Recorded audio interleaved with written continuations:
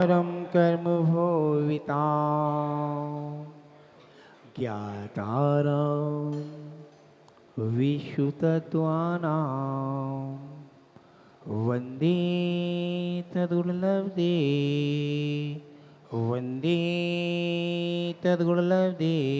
चिंतामणि पार्श्वनाथ भगवान की, महावीर भगवान की, आचार्य भगवान शांति सागर महाराज की, आचार्य अभिनंदन सागर महाराज की, आचार्य अनेकांत सागर महाराज की, जैन धर्म की, शांतिनाथ महामंडल विधान की, परम पूज्य मुनिवर श्री अनुकुल सागर जी महाराज अनुसन सागर जी महाराज की, अहिंसामयी जैन धर्म की। आपके यहाँ 2 लाइनों के साथ लिख के लाया हूं, अभी ध्यान से सुनना। आभूषण में ये आभूषण होते हैं कान के, हाथ के। आभूषण में हेम का, स्कूल में मेम का, स्कूल में मेम का, राम में लक्ष्मण प्रेम का, बड़ा ही लक्ष्मण और राम दोनों में प्रेम है, इसलिए बड़ा ही महत्व है। अपन चलते हैं आज श्रावक की ओर। कल श्रावक की प्रतिमा खत्म हो गई है। अपन चलते हैं पात्र को कैसे आहार दान देना चाहिए। विवेक होना चाहिए, विवेक के बिना आहार दान नहीं दे सकता श्रावक। जैन श्रावक, गृहस्थ श्रावक दान कैसे देना चाहिए और कैसे कैसे दान देना चाहिए, इस बात का सोचे विचार करिए। आपको गर्मी है तो गर्मी में गर्मी का पात्र कैसा होना चाहिए। आपने गर्मी में आपने तेज गरम सामान दे दिया तो क्या होगा, जिह्वा जलेगी, हाथ जलेगा। और आपको विवेक से दान आहार दान देना चाहिए। मैं रेणसार प्रवचन सार में, रेणसार है आचार्य भगवान का, वो लेके आया हूँ आपके सामने। रेणसार में बोले दान कैसे देना चाहिए और दान किन किन को देते हैं। पहले तो दान 4 प्रकार का बताया अपने को, और 4 प्रकार में दान सबसे पहले आहार दान बताया है। आहार दान में उच्च पात्र को आपने आहार दिया, आहार दे दिया, पता चला मुनिराज को आहार दिया है। कौन सी महिला आहार दे गई, कौन सी महिला नहीं दे गई, ये कमेटी का काम है, महाराज का काम नहीं है पूछने का। क्या कमेटी का काम है? क्या उसकी 2 शादी हो गई है, वो आहार कभी नहीं दे सकती? क्यों पिंडी शुद्धि नहीं है? पिंडी शुद्धि होगी वो ही आहार दे सकता है। पिंडी शुद्धि नहीं है पंडित जी, वो अभिषेक भी नहीं कर सकता। पिंडी शुद्धि है वो ही कर सकता है, पिंडी शुद्धि नहीं है वो नहीं कर सकता। बहुत सारी चीजें बताई हैं रेणसार में। अभी रेणसार कमरे में पड़ रहा ऊष्मा। कैसी ऊष्मा? अरे सर्दी चल रही है, भयंकर तेज की सर्दी पड़ रही है और आपने आइसक्रीम दे दी। आइसक्रीम दे दी, आइसक्रीम दे दी तो आपकी नाक में से क्या चलेगा? पानी चलेगा। तो आपको आहार दान कैसा देना चाहिए? मोनू भैया जी, कल हम मोनू भैया को इतना पुण्य मिला, कल हमारा हार हो गया। मोनू भैया पुण्य से गया था हार देने के लिए, हार तो महाराज का हो गया 12-13 मिनट में। क्योंकि उसने क्या किया, कपड़े बदले, देने गया। झुल जाता तो भी इसको पुण्य लगता, क्योंकि इसका मानस कहाँ था? बाबूजी साधु को हार देना, मुझे नहीं मिला, महाराज को मिला। हार तो दिया, हार देने का पुण्य तो मिला। इसलिए आचार्य भगवान बता रहे हैं गर्मी में कैसे देना चाहिए। अरे महाराज का अब दूध चल रहा है तो आपने मट्ठा भी दे दिया, पपीता भी दे दिया, तो विवेक होना चाहिए आहार देने का। विवेक नहीं है तो मत देना हार। महाराज अपनी उंगली से ऐसा करेंगे। एक श्रावक को कैसे देना चाहिए, कैसा देना चाहिए, उस चीज को विचार करके रखना चाहिए। और श्रावक को आहार देने की प्रक्रिया आनी। डॉक्टर होता है, कंपाउंडर होता है, मुनिराज होके डॉक्टर, आप लोग कंपाउंडर हो। कंपाउंडर कैसे खड़ा होता है? कैंची चाहिए, रुई चाहिए, सलाई चाहिए, हर चीज चाहिए। हर चीज चाहिए के लिए, हर प्रति के लिए हर चीज जरूरी है, और बिना जरूरी के बिना काम का नहीं होता है। याद रखना, आप लोग अनुकूल आहार दान देना चाहिए। सूत भोजन कैसे करते हैं, भोजन कैसे करते हैं और कितने प्रकार का भोजन बताया है, आप सोचिए इस बात का। भैया बाबूजी, आपको रोजाना मैं कचौड़ी खिलाऊंगा। सोच रहे ना सभी लोग, श्रावक सोचना जब बैठे हैं इतने, ये सब वीडियो जा रही है। कचौड़ी आपको एक कटोरी में डालनी है दीदी, ठीक है। एक कटोरी में पराठा डालना है, एक कटोरी में पराठा हो गया, कचौड़ी हो गई, एक में पूड़ी हो गई, एक में रोटी डाल। बताओ कौन सी चीज गलेगी अध्यक्ष जी, कौन सी चीज गलेगी? पहले गलेगी कौन सी चीज? रोटी गलेगी। रोटी से ही पेट भरता है। आप लोग अल्ले मल्ले सामान बनाने से पहले साधु का स्वास्थ्य खराब हो जाता है, फिर कहते हैं महाराज जी आपका स्वास्थ्य कैसा है?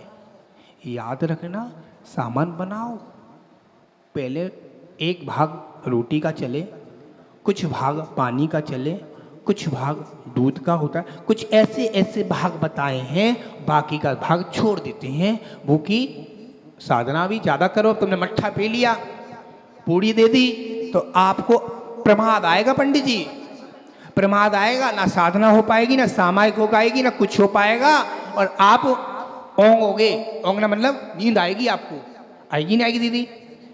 आप घर पर भी पी लेना, होता है। तो इस चीज को लेकर आया हूं रेणसार। मैं नहीं बोल रहा, रेणसार बोल रहा है। कत्पात्र में उनराज को आहार दे दिया आपने, सुती सी आपने आहार दिया। हे भगवान, मैंने आहार इसलिए दिया है, मैं एक श्रावक हूँ, देव पूजा करता हूँ, गुरु उपासना करता हूँ, स्वाध्याय करता हूँ, संयम करता हूँ, दान करता हूँ, पूजा करता हूँ, तो मेरा कर्तव्य आहार देना। अभी महिला मंडल में कि 2 महिला मंडल में हार दूंगी, ऐसे ऐसे नहीं बनता काम। अरे जिसके भाव बने वो आगे से आगे देना चाहिए। अब आपने दे दी तो आपको पुण्य मिला। शास्त्र दान दिया तो आपने शास्त्र दान क्यों दिया? हमारे बच्चे की बुद्धि कमजोर है, कभी हे भगवान हमारा बच्चा MTech BTech engineer professor CA बनना है, बेटी बन रही है, हर नंबर से कम हो रही है, चाहे मैं बेटी से मुनिराज को क्या दे दूं? शास्त्र दान दिलवा दूं। जिनवाणी दान नहीं है, ये जिनवाणियां नहीं देना, देना कर्मकांड है, जय धबला है, प्रवचन सार है, रेण सार है, ये ऐसे ग्रंथ देने चाहिए। सोचना, आप 21,000 की बोली लगाओ, आपको ग्रंथ देने के बाद लेना नहीं चाहिए। साधु के पास आहार वो दे दिया तो साधु का वो क्या हो गया? तुमने दान दिया है तो साधु का हुआ। और हमारे को तुमने जिनवाणी दे दी, जिनवाणी हमारे कोई काम की नहीं है, उसमें पूजा लिखी है। पंडित जी मार्के की बात बता रहे हैं, क्योंकि आपने दे दी, चाहे 21,000 की लगाओ, 21 लाख की लगाओ, तो साधु के काम आएगी वो चीज। तो शास्त्र दान दिया, शास्त्र दान के बाद आपने दे दिया औषध दान। औषध दान दिया, औषध दान दिया, हे महाराज जी की दवाई चला देना, महाराज जी के शरीर में रोग हो गए हैं, तो आपको कैसे देना चाहिए, इस चीज को सोचना चाहिए, विचार करके रखना चाहिए। हमने गुप्त दे दिया तो आपका स्वास्थ्य मुनिराज का भी सही हो जाएगा। आपने किसी को चिल्ला के चीज आवाज में बात नहीं करी, वो ही आपका आहार दान का फल लगेगा। फिर हो गया आहार दान, शास्त्र दान, औषध दान हो गया। अरे औषध दान के बाद किसको देना है? अभयदान। अभयदान मने आ गया, अभयदान आपके घर पर भिखारी आया, उसको आपने 50 का लोट दे दिया, तो मोनू भैया ने कही दया मानी, हमारी सती जी ने दया की, लाओ 10 रुपये दे रहे हैं, चलो 10 रुपये दे दिए। वो 10 रुपये का एक लकड़ी का वो आता है सुट्ठा, वो इन बोलते हैं लकड़ी के ही बोलते हैं ना, क्या बोलते हैं उसको, क्या बोलते हैं उसको, है लकड़ी का सुट्टा, बीड़ी, बीड़ी का सुट्टा आ गया, 10 रुपये का पैकेट, वो ले आया। क्या सती जी 10 रुपये के चक्कर में आप 2 पूड़ी घर पे बना के, रोटी बना के खिला दो उसको, हैं? लेते नहीं, मत जाओ, आगे जाओ, उसकी दुआ फलेगी। वो कौन होता है? एक बात बताइए, एक बच्ची थी नोएडा सेक्टर 50 में, सत्य घटना है, मैं अकेला नहीं था, मेरे साथ शंभू सागर जी महाराज थे। सेक्टर 50 में महाराज जी ने, प्रज्ञ सागर महाराज जी ने बुलाया था मुझे किसी काम से, मैं गया, समाज वाले गए, इंद्रपुरम गाजियाबाद से गया और गए, रुका, 3 दिन रुका महाराज के बाद पता चला एक बच्ची घर में अकेली, ये दीदी बैठी है, इतनी बड़ी बच्ची थी शादीशुदा, उसके पति थे ऑफिस, मम्मी ऊपर सो रही है, नीचे वो झाड़ू लगाने वाली काम वाली आई, उसने कि कुछ दे दो, उसने गेट खोला, आटा दे दिया, उसने कि हमारी बच्ची बीमार है तो एक काम कर दो जी, तुम्हारे हाथ में डकार है मोर की, ऐसे लगा दो। उसने डकार लगाई, एक काम करना, वो एक डकार लगाई, अंदर घुस गया, सब सामान लेकर, मोबाइल का पैकेट, सामान सब लेकर भाग गया। ऐसा भी आपको करना नहीं चाहिए। कैसा सोच समझ के दान देना चाहिए। वो कौन होते हैं? ढोंगी लोग होते हैं, गलत काम करते हैं, गलत का गलत उपयोग करते हैं। इस चीज को ध्यान में रखना चाहिए चैन श्रावक को। बाबूजी आप अकेले हो घर पे, जम्मल लाल जी अकेले हो, घर पे बच्ची है, तो उसको गेट नहीं खोलना चाहिए। ऊपर गैक है, गैक पे से देख लेना चाहिए कौन है कौन नहीं है। बता रहा हूँ आपको सबको, बहुत हरकतें हो रही हैं शहरों में, क्योंकि ऊपर से गैक होती है, या उसका एक वो होते हैं जाली वाला, गेट में देख लो कौन है कौन नहीं है, पता चल गया कौन आया कौन नहीं आया।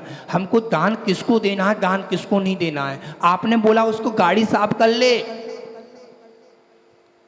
मिलेंगे 50 रुपये, गाड़ी भी साफ करेगा और निकल जाएगा। ऐसा ही होता है ना, वो आंटी बोल रही पैसे लेते हैं, क्या करते हो भाई। ऐसे ही सोच समझ के दान देना चाहिए। कुपात्र को आहार दान देने से पहले आपको शरीर में याद रखना